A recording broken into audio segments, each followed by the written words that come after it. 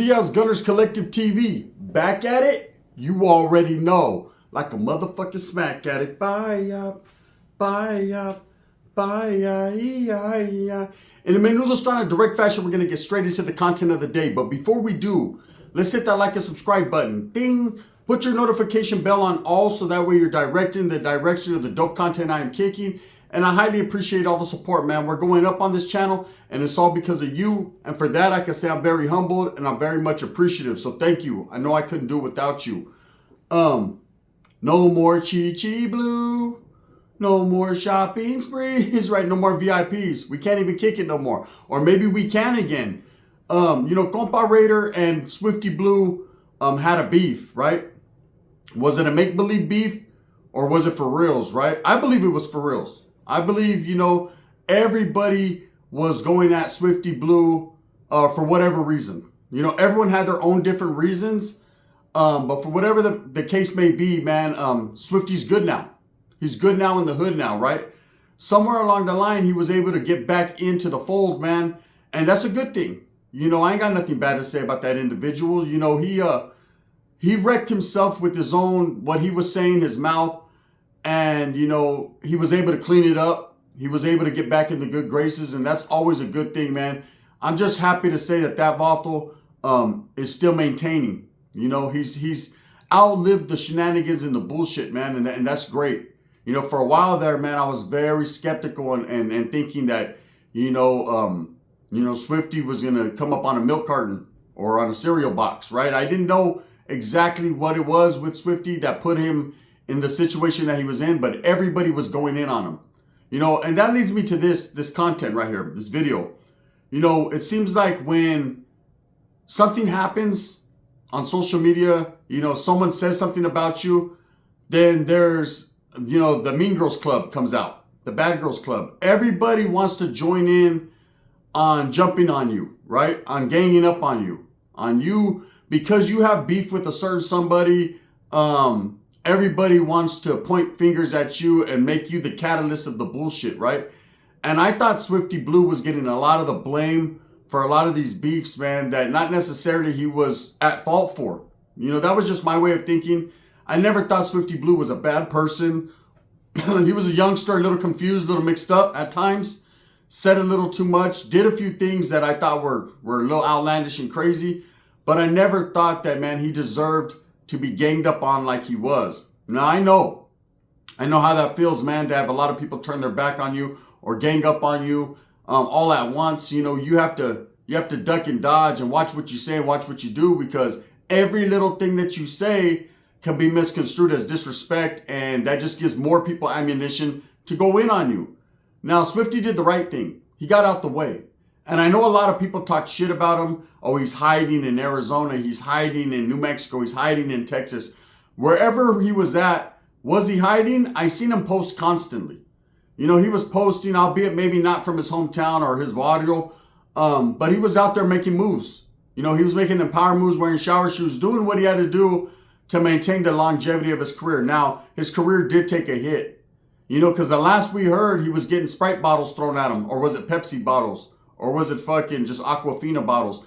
Either way, he was getting water dumped on him in Washington State, hitting the head with bottles. And I could have swore he was on stage saying, get him out of here, right? But that was that. Now, Compa Raider is a complex individual. I like Compa Raider. I like Compa Raider's get down. I like his ways of just basically throwing out there, man, exactly how he feels, not sugarcoating or adding preservatives to anything. I respect that. Man. As Chicanos, as brown people, we need to have voices. We need to make our voices heard. Facts. Whether it be in the music industry, social media, whatever it may be, we need them voices to be heard. And, I've always thought Compa Raider was a voice. Someone who's recognized as someone who speaks their mind. And you got to respect it. You don't have to like it. You don't have to agree with it at all times, but you got to respect it in some form or fashion. Now, he's been getting into a lot of beefs ever since he joined up with No Jumper. I mean, he joined up with No Jumper, got fired from No Jumper. Now he's back on No Jumper. No Jumper is the Ring Around the Posey podcast, right? The guys that are there today won't be there tomorrow, but then they'll be back there in a couple more days. And Adam's smart. Anything that's hot, he makes sure that he signs up for it. He makes sure that they're right there so he can settle all beefs, because it makes him look like he's that man. He's that one, right? So I seen that Compa Raider and Swifty Blue sat down last night on No Jumper to hash out their problems, to, I guess, let everyone know that they're back on the same page, that they're cool again. Now, there was a lot of shit that was said between the two. Call outs for fades, disrespect. I mean, isn't there a song floating around that Compa Raider put out called Chi Chi Blue? Right? Very disrespectful name. And we all know what it pertains to, right? But according to what Swifty said on that podcast last night, was that sometimes you argue with older brothers or people you consider brothers. It doesn't mean you hate each other. It just means you guys could argue and then somewhere along the line come back together like butt cheeks, right? And that's what they've done. They've come back together. They're friends again. But it's funny to me how everyone now all of a sudden is Swifty Blue's friends when his standings are good again. So let me tell you guys a little story. I had a primo, man, that was super high power, active in the gang. And when I was no longer in good standings and I was no longer part of the reindeer games, right? Oh, he had a lot to say about me. There was a whole lot being thrown out there. And see, when it comes to my family, I ain't the punk of the family, right? There's something about my primos, something about my familia that just doesn't faze me like that. It's like, I know you, bro. I grew up with you. I remember when you were a mocoso running around in diapers with shit hanging out that, you're down your leg. When your mom was at the bar kicking it with the paisas. There ain't nothing you could do or say that's ever going to affect me that way. But you can hurt a motherfucker's feelings, though. Oh, yeah. Because I know you and I know the true you, right? Don't get out there in front of a whole bunch of people, start gangbanging and act like you're somebody you're not. Because I'll pull your straight cobijas, right? Facts. Just like you think you can pull mine, I'll pull yours. We could do some pulling around this camp, right? Some exposing. So I would call my prima's house just to chop game or for whatever. And this little primo that I had, albeit he was a big boy, he was bigger than me, he felt some type of way. So he would grab the phone out of his mom's hand, very disrespectful, right? And get to disrespecting me, pull up, if I see you, I'm gonna smack your shit. Just all kinds of threats, idle threats, right? I knew he wasn't gonna do nothing of the sort. There was many a times I had seen him at the family function, he would get up and walk away, leave, right? Didn't want no part of, I can't be around this Vaulter's not active. Oh, I'm here, right? And guess what? These stalkers your mom made are bomb. So one day we got to conversating. He, amidst his screaming and yelling on how I was a degenerate and no good and how he's going to smack my shit and all this, I just told him simply, bro, you'll see one day. One day, you'll see. Either one day you'll be beat up like, oh no, right? Or you'll be apologizing, making up stories and, why we're cool again. Sure enough, part 2 came, right? And he found himself in a situation where the homies felt like he was no longer that one, and he had to get off where he was mad at because they tried to do a removal on him in the county, right? And he got off first, did his thing, like I knew he would. He wasn't no sucker, right? It was just a family thing. In my family, we're not spooked of each other. But out there on the calles, man, we expect you to hold your own, right? So he held his own, and I heard about it, and I remember thinking to myself, at first I was like, good. He got a taste of his own medicine. Then my thing was concern. That's my primo. I hope he's all right. Hope they didn't whack his ass. And then I ended up seeing him. And when I seen him, the apologies were in abundance. Damn, primo, you were right. I know I was right. But I knew I was right. You were wrong. I was right. Let's leave it at that. Did I still love my cousin? Absolutely. Will I rock with him to the dirt, to the fullest, right? But I'll never forget, the way he was treating me and the way he was acting when simply because he wanted to look cool in front of other people. Now, I believe when it comes to Compa Raider, that was kind of the same case, man. Albeit I like this guy. It's total respect, no disrespect whatsoever. I just calls it as I sees it, right? When everybody was going in on Swifty, he was definitely one of the participants, and he had a big old story on why he didn't like Swifty Blue. Why all of a sudden Swifty went from Big Swift to Big Chi-Chi, right? He went as far as to make a diss album. And Swifty could only do the only thing he could do was defend himself. Talk about, incidences and the reason why he felt that this guy was turning his back on him. And it went back and forth.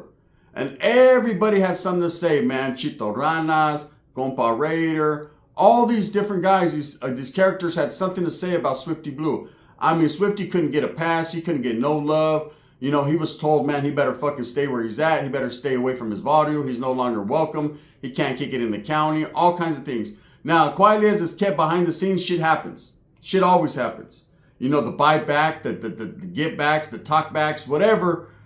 Swifty was able to sideswipe all that, and now he's in better standings all of a sudden, right? Which is a good thing because his safety and security is intact. That's fine, man. Nobody wants to see someone get whacked or hit over some bullshit ass words, right? But now everyone's cool again. Now all of a sudden, No Jumper wants to host an intervention, right? He wants to bring Compa Raider on, who so many different things have been coming out about Compa Raider as far as disrespectful things, you know, with the Whack 100 shit, with the Vatos catching him lacking, with supposedly, allegedly, Vatos pulling up to his past, stealing watches. Just so much bullshit, right? And my thing is, Adam, once he fires these guys and gets rid of them for whatever reason, why is he constantly bringing them back like Lush, like Compa Raider, all these different guys he brings back for their drama? But he don't bring them back as camaradas, as homeboys. He brings them back just so they could air their bullshit out on his bullshit podcast, right? If you notice, man, I've said it before, the instigator, the catalyst. From what I watched, Adam went straight for the jugular, straight to it. So what's going on, Compa Raider? What about Chi Blue? What about this? Trying to stir the pot. And of course, that's when Swifty Blue came with his made up story of, oh, you know, when brothers argue and brothers fight, but we're always going to be brothers. Yeah, you weren't brothers in that music video. You were just a guy with big chi-chis. He was a brother. You wasn't, right? But I see the get down. You know. In social media, there's fake beefs. Let me put it out there. You know, I'm not going to say that Compa Raider and Swifty had a fake beef. I believe they had a real one. I believe there was something there that was said behind the scenes that led them to that point of disagreement to where they wanted to take a fade and all kinds of shit. Just like I believe, you know, Whack 100 and Compa Raider. Maybe Whack 100 doesn't see Compa Raider as doesn't sweat him, ain't tripping on him, but Compa Raider definitely feels some type of way about Whack, right? So at the end of the day, man, whether you blame Compa Raider for the disrespect of Whack's hood and that's where it started, or you blame Whack 100 for the disrespect of Compa Raider and all the shenanigans he's pulled, that's up to you. I'm not taking sides, man, but I'm saying Compa Raider has a lot of reasons to be upset. That's what I'll say, right? But when it comes back to Swifty and Compa Raider, I don't think their beef was fake. I think it was legitimate. I mean, once things are put out there in the wind to the world publicly, you can't take that shit back. It's always going to be out there. It's like that music video. Someone screen recorded it. They're always going to have Compa Raider going in on Chi Blue, right? It's always going to be like that. And you could sit there and say, bro, I was just upset with you for whatever reason, but we're cool now. And being cool now is cool. That's what men do. That's men time. Talk it out before you walk it out, right? But now I don't see how Swifty can just take all these derogatory statements and things that were made on him and just sit back and be like, oh, we're cool again with the fake ass Pontius Pilate haircut. If anything, Swifty needs to beef with his barber. Milk 74 and Swifty need serious beef with their barber. They should be catching the friendly fade or the wild out fade, right, with their barber, because their fades are fucked up. That's truth, right? I wouldn't be mad at not one single person other than my barber if I was walking around like that with a lineup back here, man. I'd be highly upset, and he needs to be. You know, he really needs to be in real life. No, not for fakeries, but for realeries, right? For reals. Not for fakes. Now, Trip, when I seen him on No Jumper and I seen Adam trying to instigate it and push it, I laughed. I chuckled, right? Because this ain't nothing new. It's what that dude does, right?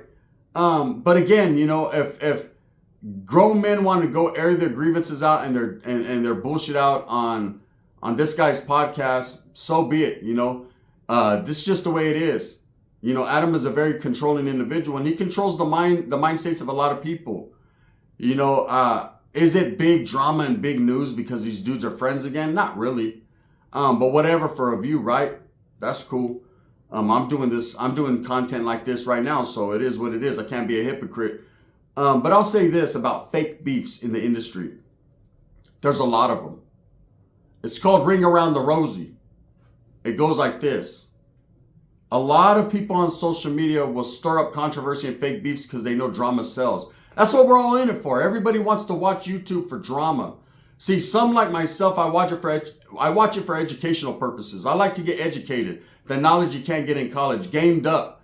I pick something from everybody's content. I support all the raza content, all the black content, all the Woods brother. I support the prison genre, all these different genres, because everyone's got their own game. Everyone's been through their own historia, their own stories, and I like to pick through them and listen to them, not try to fact check them, but just listen to them. And because I could recognize, having been locked up, I could recognize who's telling the truth and who's telling fucking for fake stories, right? But I like them. And everybody's got knowledge they can give you. Everyone could educate you. But when it comes to the shenanigans and the bullshit and the fake beefs, I spot them a mile away. Constant. Because everybody knows that drama sells. You know, if dudes were just getting along all the time and wasn't shit going on, nobody would care. It'd be like, oh, look, it's Swifty Blue and Compa Raider. Right? No more, everybody would push. You know, instead of going on these podcasts like No Jumper and pushing their music, you know, I would like to know what Swifty's doing with his music. How he's getting back in the industry, how he's diving back into the deep end and going to start making good music and handling his business and rocking that narrative. See, here's one thing about Swifty Blue, man, that always tripped me out. Instead, well, let me get back to it. Instead, we get beef. Made up beef or real beef, I don't know. It's up to you to decipher, right? It's just funny how all these guys beef in that No Jumper podcast and then they're all cool again. Then they beefed and they're all cool again. And like I said, man, I've had the argument of why don't they just all handle their business if it's that serious? If not, then just let it go. You know, or, you know, it could be one-sided. Let one guy rah-rah make all the noise while the other guy just collects paychecks. That's what I'm on, right? I'd rather stack it than mac it. Real life. But, you know, when it comes to Swifty Blue and Compa Raider, man, are they truly friends, foes, enemies?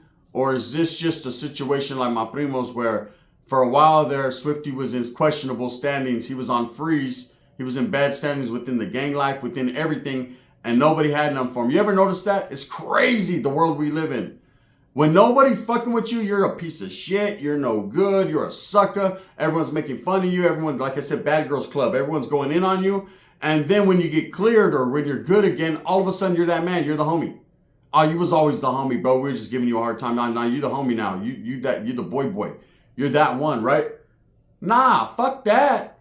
Homie, where was them derogatory Chi-Chi statements at? I'm telling you, the shit'll hurt the heart, right? But obviously Swifty is just so happy to be friends again with everyone that he's gonna let it go. And that's cool. That's manly of him, I guess, right? Someone has to let it go. Why not it be the one that was getting made fun of all the time? You know? Or is shit really going down behind the scenes? You know, I seen a video where I know him and Chito Ranas are cool again. And, you know, and I commend Chito, right? I was about to say Chichi Ranas. Damn near, right? But look, I commend Chito because he said what he said about Swifty when they were beefing, but he didn't go too hard. I think the only time he went really hard was when he was around Compa Raider, because Compa was pumping that shit up.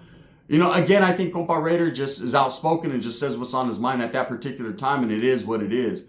I don't knock that man's hustle or knock that man's limelight because I just know what it is, but I respect it. But at the end of the day, man, he knows how to work a motherfucker out of a dollar, right? He knows how to catch a view quick. And that's charisma, man. You can't hate on that. But Chito Ranas didn't disrespect Swifty too much. But even then, you know, I noticed that video when they were riding around together and Swifty Blue was going crazy on the Norteños, right? And disrespecting them and out of the blue, right? And we know, Swifty, we know. Let's keep it real. We know, bro, when everybody else was shitting on you, calling you Chichi Blue, disrespecting you, saying you couldn't go back to LA or to your barrio or all that, we know Gold Toes was looking out for you, bro.